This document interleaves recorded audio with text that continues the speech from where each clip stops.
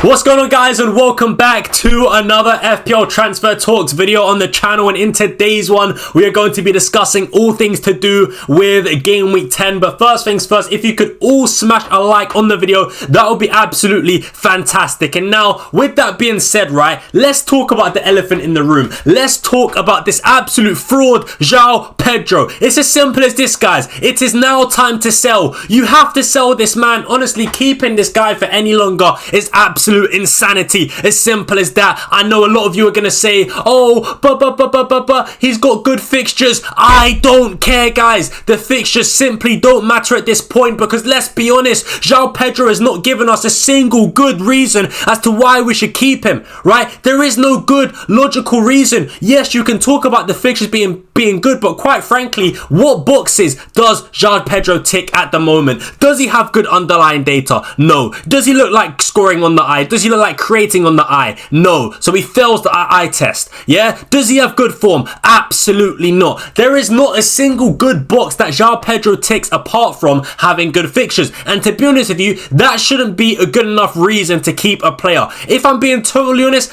I am starting to think, right, good fixtures is almost like a comfort blanket or like a shield for players that are underperforming in FPL, right? For me, it's not good enough. There has to be a reason, right? In FPL, you need to show us something, right? Joao Pedro has to show us something for us to believe in him, right? What is Joao Pedro? I'm asking you, right? To the people that disagree with what I'm saying, to the people that want to keep Joao Pedro, right? My question to you is, what is Joao Pedro showing you that makes you believe he is a good FPL pick? What is Joao Pedro showing you that makes you believe he'll start to return FPL points? Because I'm watching Joao Pedro and I genuinely can't think of a single reason as to why, even in the easier games, Joao Pedro will deliver. Guys, listen to this. In his last 6 games in the Premier League, he's only had 2 shots inside the box, right? 2 shots inside the box. 0 big chances in the last 6 Premier League games. It's not good enough, guys. It's simply not good enough. Yes, I know he's got Spurs away, right? Then he's got Wolves at home and then Burnley away and then Arsenal at home. Of course, it's tough, but then it's Leeds, Bournemouth and Everton. Yes, the fixtures look decent, but let's be honest, guys,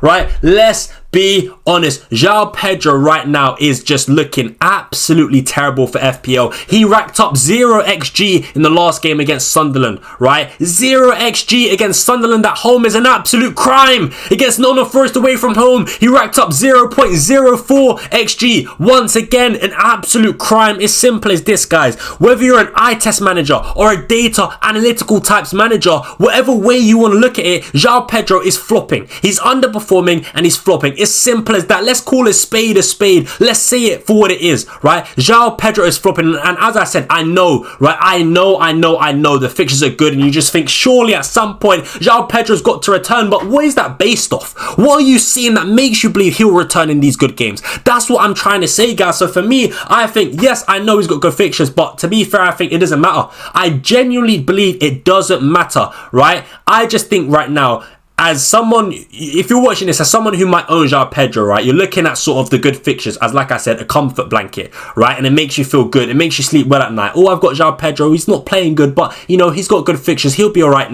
No, seriously, guys, enough is enough. I don't know about you guys. I don't know about how long you've had Joao Pedro for, but for me personally, right, I've not even had Joao Pedro for long, and I'm already tired of him. I'm going to sell him, right? I'm going to sell him. When you've got some other good players with great underlying data, with great fixtures, who look good on the eye, who take penalties, someone like big boy Jean-Philippe Mateta, for example, if you can buy someone like that, mate, see you later, buddy.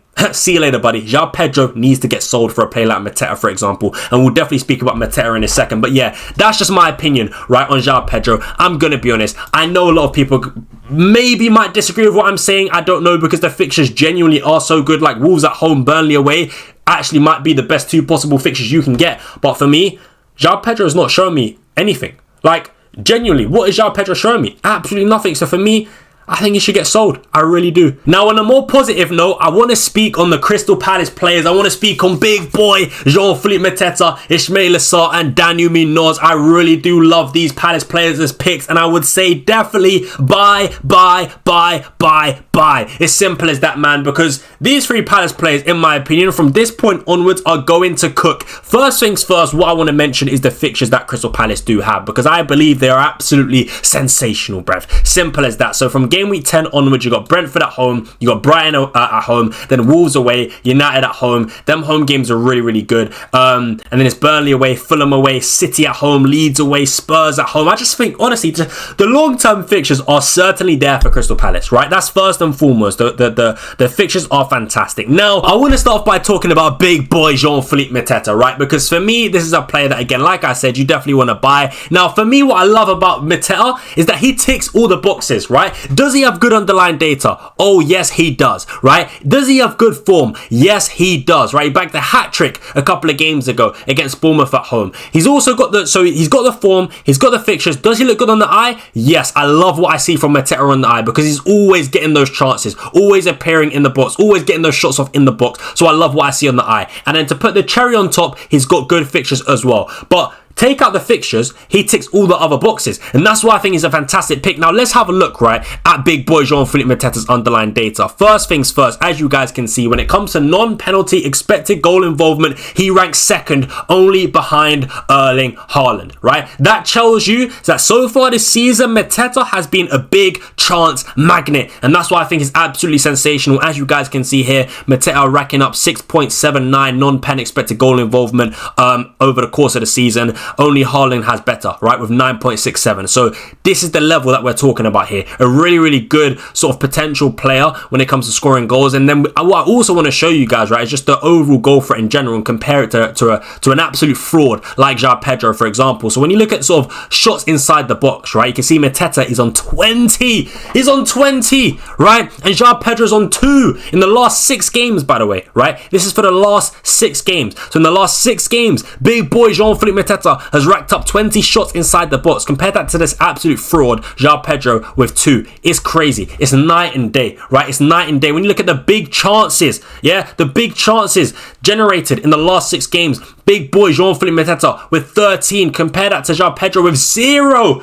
I mean, oh my days, it's laughable. Honestly, if you doubted what I was saying earlier on about Joao Pedro, this should open up your eyes. If you don't have Mateta and you've got Joao Pedro, it's an easy switch. Yeah, you take out Joao Pedro, you bring in big boy Jean-Philippe Mateta. It's simple as that. There's no need to try and overthink it. There's no need to hang on, right? Honestly, unless you like pain, unless you like to suffer in this game, then yeah, I don't see why you'd want to keep Joao Pedro. But yeah, I just wanted to sort of make that comparison just to show you guys the levels here, man, because for me, I just think Mateta is great. So yeah, overall, really, really like Mateta. Think he's definitely the striker to buy this week for sure. I think Ismaila Sarr is also absolutely fantastic in terms of underlying data. He is definitely up there as well in terms of, you know, his non-penalty expected goal involvement. As you guys can see, if we actually just switch it, right, to all matches so far this season, you guys will be able to see for midfielders, Ismaila Sarr is up there, right, in terms of non-pen expected goal involvement. You can see only Mbeumo, Gakpo, Enzo Fernandes, and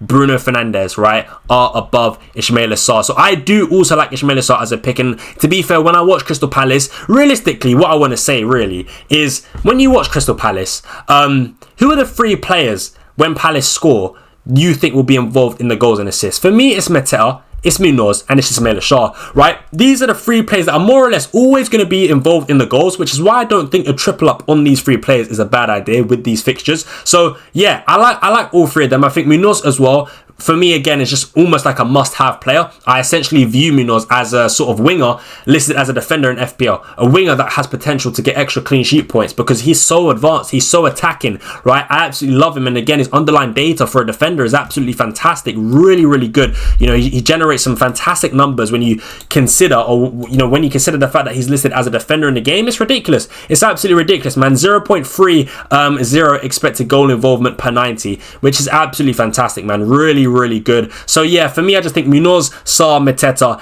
it's the way to go. And also, just one more point on Daniel Munoz. What I really do love about him is the fact that he's got so many routes to points, in my opinion. Of course, he's got the general attacking threat from open play. He's also got the DEFCON potential. He's also got the clean sheet potential. I just think that there's so many directions, routes, avenues to go where you can pick up points by owning Daniel Munoz, right? So that's why, for me, I just think he's a great player to have. Great player to have. And look, when you look at the non-penalty expected goal involvement for defenders, you can of course see Munoz is number 1 without a doubt, right?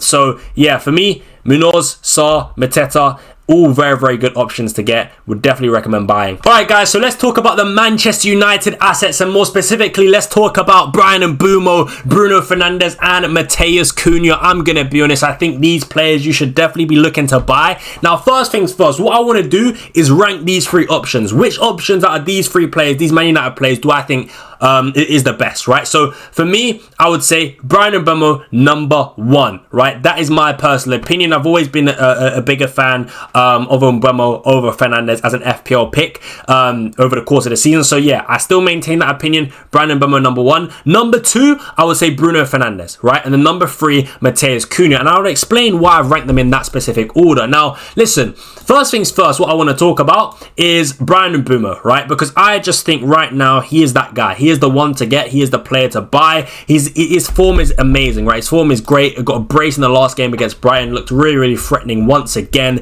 A goal against Liverpool before that. An assist against Sunderland before that. And even before the Sunderland game, in the game against Brentford, you know, he won a penalty, but Bruno missed a penalty, so he didn't pick up an assist for that. But listen, Bryan Mbeumo is in great form, right? That goes without saying. Now, the reason why I think you should buy him, of course, first and foremost, I think the fixtures are really good for him. Now, you might argue Nottingham Forest away and Tottenham away in the next 2 games aren't necessarily ideal, but for me, I don't really care. I don't really mind. You might consider that not good enough, but to be honest with you, I honestly believe, right, if your underlying data is so strong, if you're looking so good on the eye, if you've got such good form, I don't think it matters. As long as you're not playing against Arsenal or you're not playing against Man City, I don't care. Honestly, I'd bring in Bryan Mbeumo if he was I would bring in Bryan Mbeumo if he's playing against Chelsea, Spurs, you know, any team that's just not Arsenal or Man City. So for me, I don't really think, you know, those 2 fixtures, Spurs away, Nottingham Forest away, is anything to worry about. And listen, another thing I want to mention is just how good this man's data is, like genuinely how good it is and how strong it is.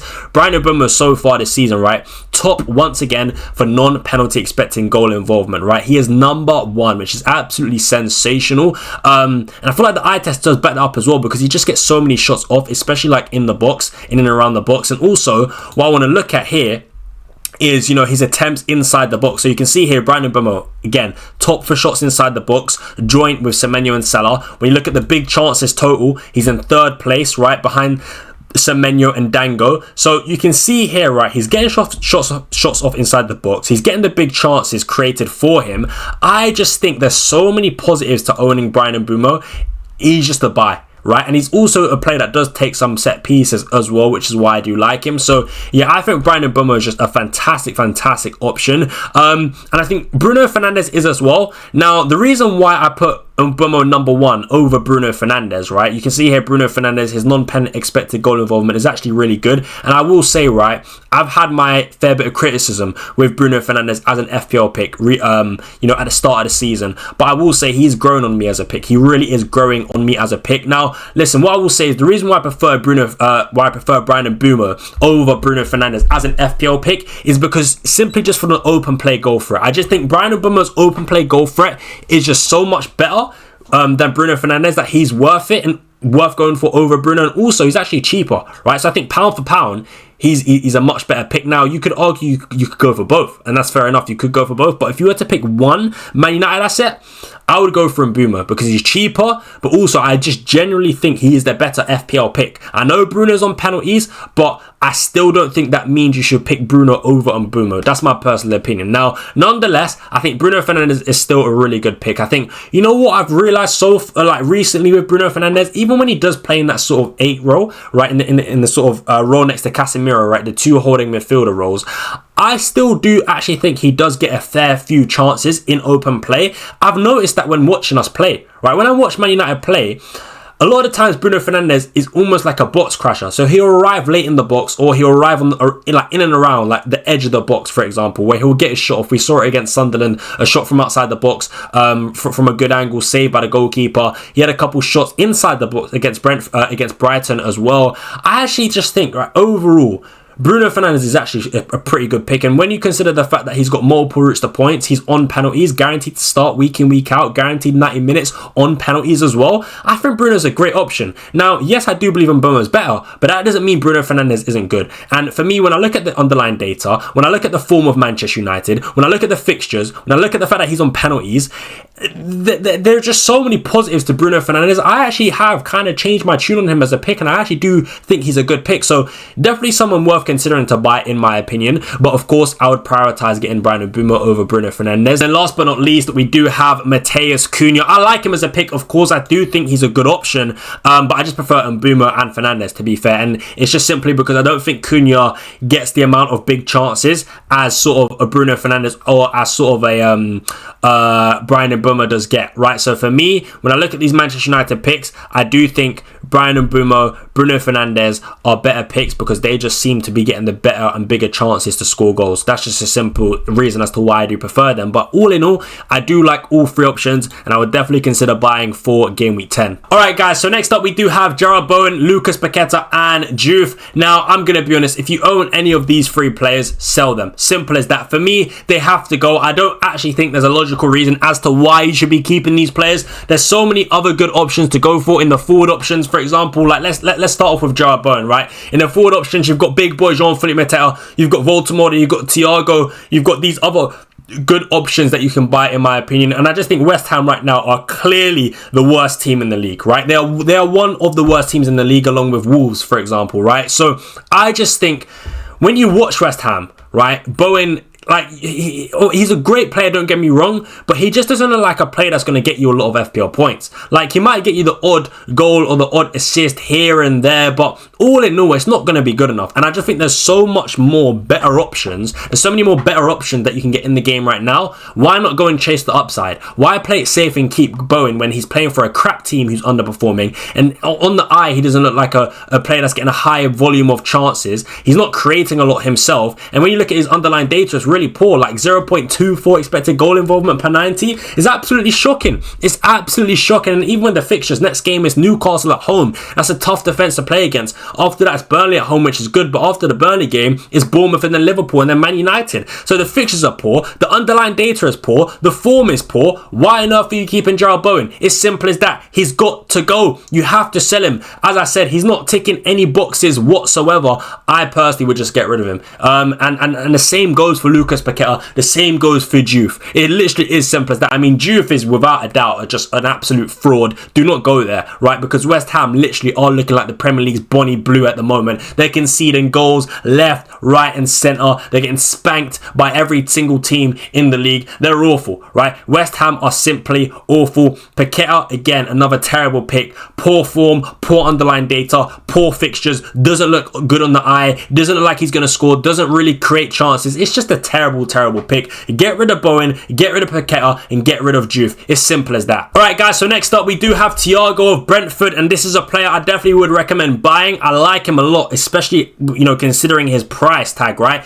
Only costing 6.1 million at the time of recording. I think he looks like a really good option, in my opinion, right? Of course, he got a goal in the last game against Liverpool, and I think so far, man, like in recent weeks, he is in form, right? He is in form. He's got 4 goals in his last 4 games, which is really, really good. And I think overall, right, he's not necessarily a player that you might want to start in your team every single week, but because he's only 6.1 million, you'll be able to use him as a rotational piece. You can bench him some weeks, start him in others, and that's also what I like about him. Now, when you look at the sort of fixtures coming up, it's Palace away from home, Newcastle at home. Those 2 games, in my opinion, are quite tough. So you might hold off for a bit. You might say, you know what, he's not worth going for, but I wouldn't mind it. I don't think, like, of course they're quite tough games, but at the end of the day, he's in form. The underlying data as well is pretty strong. Like, if we actually quickly go to his non-penalty expected goal involvement, you guys will be able to see that he's racked up 3.09 so far, right? Only bettered by Gyökeres, Beto, Mateta and Erling Haaland, right? And when you look at the goal threat, you can see he's getting a lot of big chances, man. Look at the big chances total here. 11 big chances so far racked up in the Premier League this season, only bettered by big boy Jean-Philippe Mateta and Erling Haaland. And when you look at the sort of shots inside the box as well, he's 3rd with 20 shots inside the box so far this season. So the underlying data is strong. The underlying data is there. We know he takes penalties as well. I think there's a lot of positives to Thiago. So yeah, I know the next 2 games are not necessarily the ideal, but you still could buy him. Why not, right? Why not? Now, what I'll say is after the 2 tough games against Palace and against Newcastle, you've got Brighton, then you've got Burnley. After that, you've got Arsenal and Spurs, but then then after the Arsenal and Spurs game, you've then got Leeds at home, Wolves away, Bournemouth at home. So I think the fixtures are good. And as I said, right, he is a player ultimately that you can just sort of rotate in and out of your team. So I don't really see him as a bad pick to go for, man. So yeah, man, Thiago, really, really nice, man. It's nice to have like a cheap third forward that costs 6.1 million, that takes penalties, guaranteed to start, guaranteed good minutes. I think he's really, really good, to be honest. So yeah, man, definitely a player that I would recommend buying. Let me know what you guys do think of that in the comments. All right, guys. So next up, we do have Danny Welbeck and Yacoba Minteh. Both options I actually do quite like, especially Danny Welbeck. He is the man in form right now. He's got 3 goals in his last 2 games and some very, very nice fixtures to come, right? Starting off in Game Week 10 with Leeds at home. It's a good fixture for Brighton. It's a good fixture for Danny Welbeck, in my opinion. After that, it's Palace away. Then it's Brentford at home, Forest away, Villa at home, and then West Ham at home. And then after Liverpool, it's Sunderland. And then after Arsenal, it's West Ham and Burnley. I think the long stretch of fixtures are really, really good. So someone like Danny Welbeck, again, on the cheaper end of forwards, I consider a really, really nice option. We know, of course, he takes penalties potentially as well. Scored an amazing free kick against Manchester United as well. Really, really good free kick. I think Danny Welbeck is good. And I think the potential for points in these games is high. I think the underlying data, the chances on the eye as well, like, forget about the underlying data for a second. When I watch Brighton play, I'm seeing again Danny Welbeck getting chances, and it's again against Manchester United. He had a couple of good chances, man, and picking up some really, really good spaces in and around the penalty box, which is why I do like him. So yeah, man, I think Danny Welbeck, definitely one to consider, definitely one to go for. You guys can see that his underlying data as well, like I said, is pretty decent. 0.61 expected goal involvement per 90, which is very, very nice. So yeah, man, I think Danny Welbeck is solid. I really do think he's solid, especially with these games. He's a player that's getting the service, and that's again what is really, really important to me, in my opinion. So he's showing me, he's giving me a reason that makes me believe he can provide FPL points, right? And that's what someone like Joao Pedro doesn't have, right? But Danny Welbeck is different. He does have that. When I watch Brighton, I'm seeing a player again. I'm seeing a number 9 getting the service, getting the chances. So I do like him. Minteh as well, again on the eye, man. Like in the last game, for example, against Manchester United, he was like, wow, I'm surprised he didn't get an FPL. I mean, he got an assist for winning the free kick, right? But outside of that, he should have got more, really. I mean, he should have scored.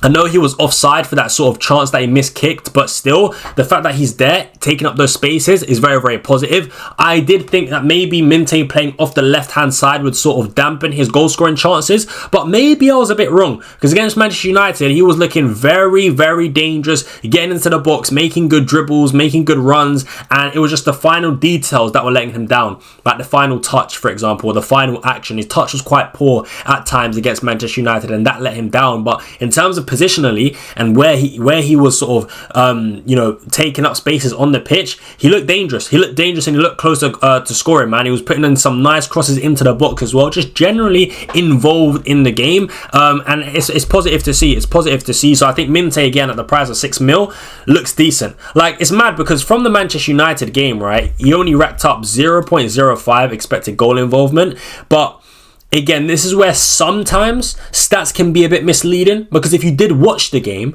right, you would have definitely seen Minteh being very, very involved and very close to scoring and very close to returning and picking up some dangerous areas, right, in and around the box. But of course, when you don't get that final action off, when you don't get that final pass off, when you don't get that final shot off, it doesn't count in the stats, right?